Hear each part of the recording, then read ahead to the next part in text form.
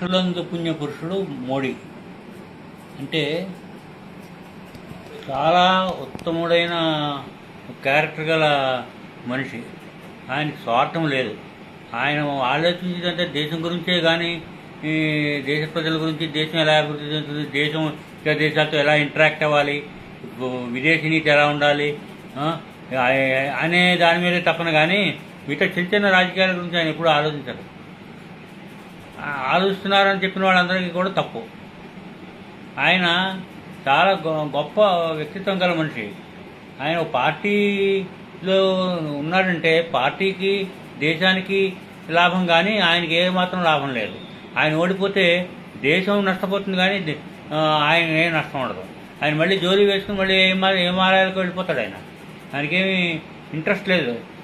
మనం కోరుకుని ఆయన పరిపాలన కావాలి, ఆయన యొక్క అడ్మినిస్ట్రేషన్ కావాలి, ఆయన మన అభివృద్ధి, దేశ అభివృద్ధి కావాలి అనుకుంటే మనం ఓటేయాలి.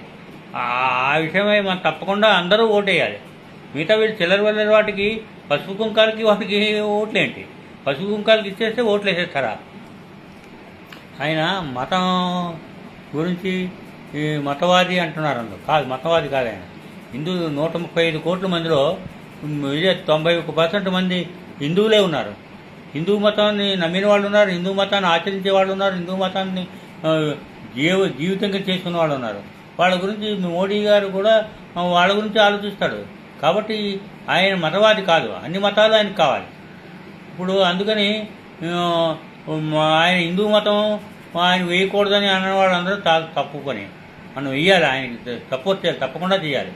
ఎందుకంటే హిందూ మతం బతకాలి, మన సంస్కృతి అంతా ఉండాలి. దేవాలయాలన్నీ కూడా అన్ని కర్ణాటక చూస్తే అన్ని ముక్కు చెవులు బదులు కొట్టేసి పూజకి అర్హత కాకుండా చేసి పారేశారు ఒక మతం వాళ్ళు. ఇవాళ చూస్తే అది ఊరికే మన పర్యాటక కేంద్రంగా ఉన్నాయి, కానీ మత గుళ్ళుని చూసి పూజించడానికి వీలుగా లేవు. అది తప్పు కదా అది. మరి అంచేత ఇప్పుడు ఎక్కడైనా సరే, గుజరాత్లో కానీ, లేకపోతే ఆంధ్రప్రదేశ్లో కానీ, లేకపోతే కలకత్తాలో కానీ, ఎక్కడ పడితే అక్కడ కూడా దేవుడి యొక్క గుడిని, సంస్కృతిని మనం నిలబెట్టాలి. అది వారణాసి తీసుకున్నాం. ఆయన అసలు చెయ్యలేని పని ఎత్తుకున్నాడు. ఆయన ఎంత క్లిష్టమైన ప్రోగ్రాం అంటే, అది ప్రాజెక్ట్ అంటే, అది ఎవరు మానవ మాత్రం చేయలేని వాడు, అయినా ఆయన చేశాడు. ఇప్పుడు ఎక్కడి నుంచి మన కాశీ నుంచి హౌరా వరకు కూడా నౌకలో వెళ్ళడానికి సుగమం చేశాడు. వెళ్ళారు చాలామంది. అలాగే కుంభమేళ అంటే ఏదో సాధువులు వచ్చి సాధువులు వచ్చి స్నానం చేసి పోతారనుకుంటారు. కాదు, అండ్ కల్చర్, దేశంలో ప్రపంచంలో కల్చర్ ఎటువంటిదో, ఇది హిందూ దేశానికి ఒక రకమైన కల్చర్ ఉంది. దీంట్లో ఈ గొప్పతనం ఉంది. ఇందులో స్నానం చేయాలి, చేస్తే పవిత్రం అవుతాను. ప్రతి ధర్మం, ప్రతి మతాల వాళ్ళు కోట్ల మంది వచ్చి స్నానం చేశారు.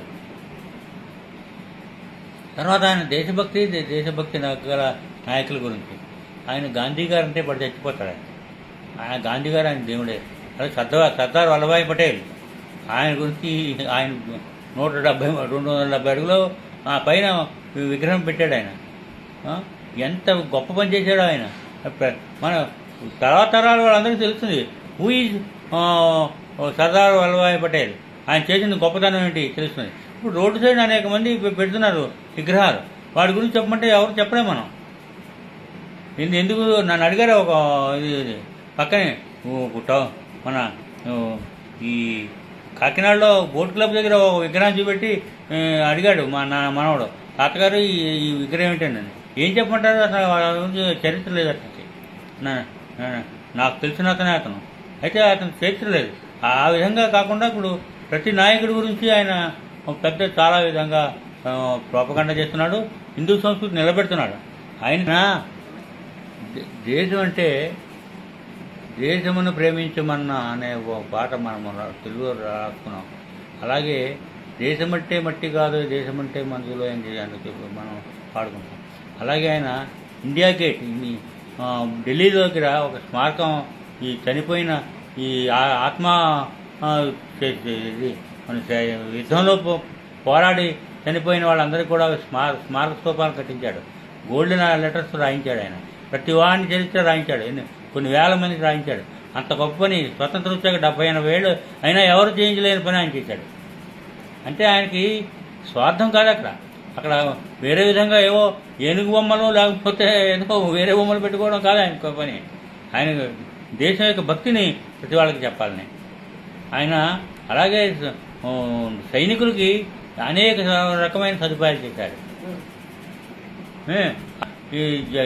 ఇది జాకెట్లు అంటే బుల్లెట్ ప్రూఫ్ జాకెట్లు ఎవడు ఇవ్వలేదు ఇంతవరకు కూడా. ప్రతి వాడికి బుల్లెట్ ప్రూఫ్ జాకెట్ ఇచ్చాడు. అంచేత బార్డర్లో మనకు కాపలా కాసే వాళ్ళకి సురక్షితంగా కాపలా కాస్తున్నారు. ఎవరు కూడా చనిపోయే పరిస్థితి లేదు ఆయన వాళ్ళకి. ఇంత గొప్ప మహానుభావుడు దేవుడు లాంటి వాడిని, మహాపురుషుడిని ఆయన నిలబడుతున్నాడు బెనారస్లో, కాశీలో నిలబడితే ఆయన నిలబడకూడదు, రానియకూడదు అంటే ఎవరంటున్నారు? ఆయనకి వ్యతిరేకమైన మత వ్యతిరేకులు లేకపోతే ఇంకో రకమైన వాళ్ళు వద్దంటున్నారు, కానీ నిజమైన వాళ్ళు ఎవరు వద్దని అంటలేదు. ఆయన రావాలి, ఆయన తప్పించి ఇంకో మనిషి రావడానికి వెళ్ళలేదు. మనం వాళ్ళ తప్పనిసరిగా ఆయనకే ఓటేయాలి. ఆయన గుర్తు ఆయనకే కదా, ఆయన గుర్తు పెట్టుకున్న గుర్తు కమలానికి. ఎవడున్నా సరే కమలంలో వాడికి మనకు ఓటు నొక్కాలి, నెగ్గించాలి. జై భారత్.